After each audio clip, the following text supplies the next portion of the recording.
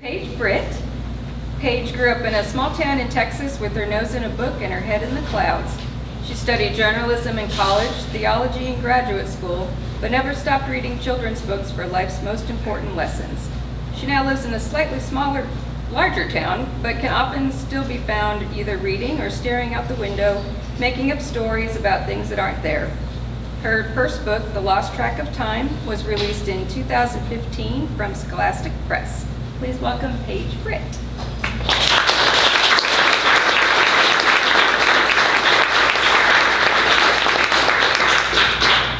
Thank you. Well, I'm here because I love Jason, and I guess you are here for the very same reason as I am. I'm delighted to just be able to say that, and I hope I'll get a chance to show it by reading a few pages from his book tonight, which I also love. On the surface, it may not seem that Jason and I have that much in common. As Shannon said, I write books for children.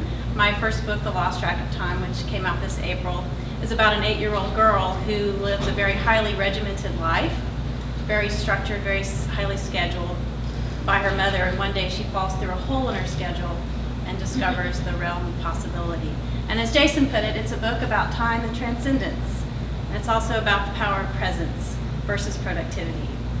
And originally I wrote it for children, for adults, but my editor said that the only people who were smart enough to understand it were kids.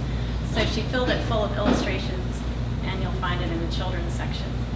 So it's very different from Jason's book, which is obviously for adults. It's science fiction or fantasy about life after the apocalypse. And it definitely doesn't have any pictures. I've read it all, there's no illustrations. So on the surface, it may look like our books are very different, but if you read them and look very deeply, there's something that they have in common. And you'll learn, if you do that, that our intentions and our aspirations as writers are very similar. Jason and I share a practice. We're both Zen practitioners.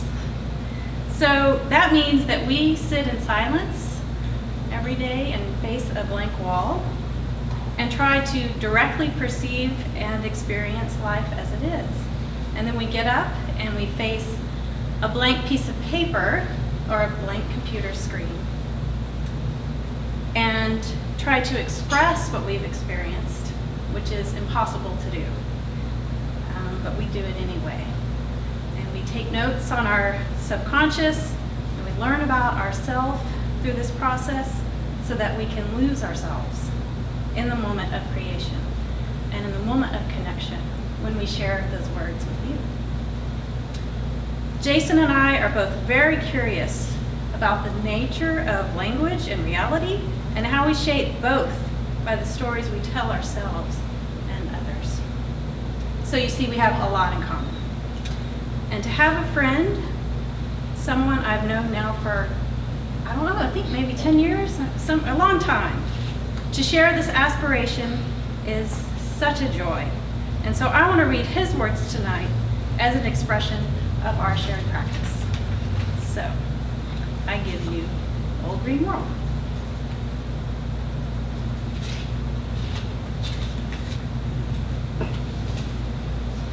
Albert got to the scene before anyone else from camp. He saw the bodies lay before him, and the bear dog slowly stalking the adept who had stayed behind. He recognized his teacher, Sister Claire. He knew Claire had joined them, but had only seen her from a distance. She looked so young to him now. It had just begun to rain, a sudden downpour. "Can you cast it away, ma'am? Can you throw it into the trees?" "That's more energy than I have right now, unfortunately. I'm trying to calm it," she said. She said it evenly, with composure.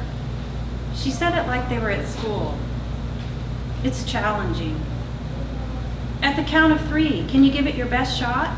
Put all the sleep into him that you can?" "Yes, I can do that." Albert counted to 3, and Claire focused and allowed her eyes to close. The bear dog's breathing slowed and its eyelids fluttered. Albert jumped at it and put his sword between its ribs. He had seen some bear dogs before, but not many, and never one this big. He gave his best guess as to where the heart was. He got it right. When the bear dog died, it was quieter and easier than he had expected. Sister Claire had done a good job with the sedation. It fell away from Albert in a large but muffled thump. They took some time to catch their breath in the moment afterward, and they looked at one another. Albert looked up to the rain and let it wash his face off. He felt that moment of comfort he often felt with adepts. He knew his thoughts were open to them, and that made things simpler. Sometimes he felt that he knew theirs. Claire spoke for the both of them. This is its home, and we're tearing into it. It was scared and angry. There is some shame in what we do here. They buried the lost crew. They also dragged the bear dog into the woods and rested it in a quiet spot.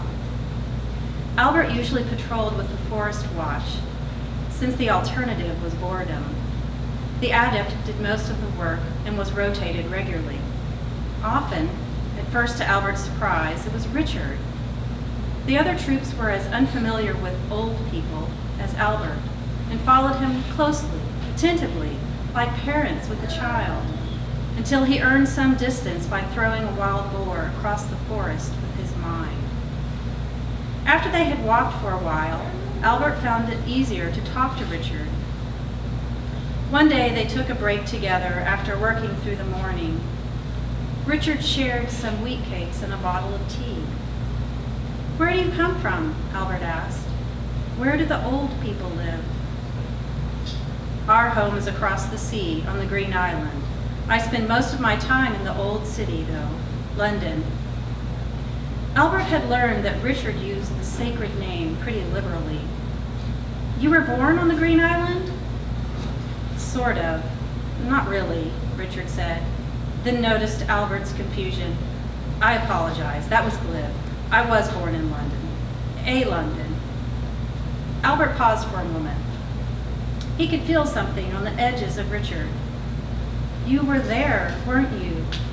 You, the old people. You were at the apocalypse." Richard showed some surprise. He was quiet for a long time. "Yes." "And you escaped and you came here. How did you do it?" "It's a bit complex. There's physics to it." "You can try me," Albert said. "I know a little physics now from the book you lent me." Richard didn't speak. Albert pushed a little. "Say it simply. It was thousands of years ago, right? How can you still be here and alive? How did you escape?" "There are ways to step out of time and space as you know it. We did that. I don't know if I would call it escape."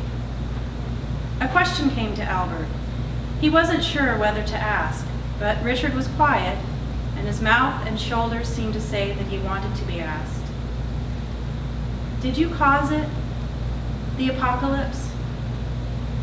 Richard sighed. "I don't know. We may have. I don't know."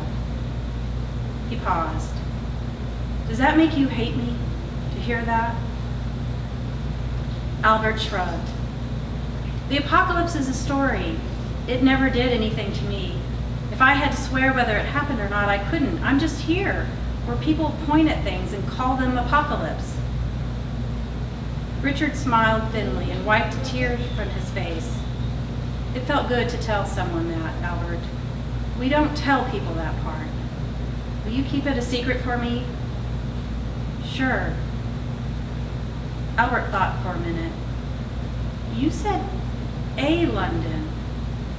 It felt dangerous and exciting to him just to say London. "Just because it was older, isn't it the London?" "Do you know when you are in the forest, deeply in, it's all trees, and you know all the trees because you've seen these trees before, but when you're lost, are you sure they are the same trees? They're familiar, but you don't know if they're right or not. That's part of what it means to be lost, isn't it? So you know London, but you don't know if it's the right London. Right, Richard said.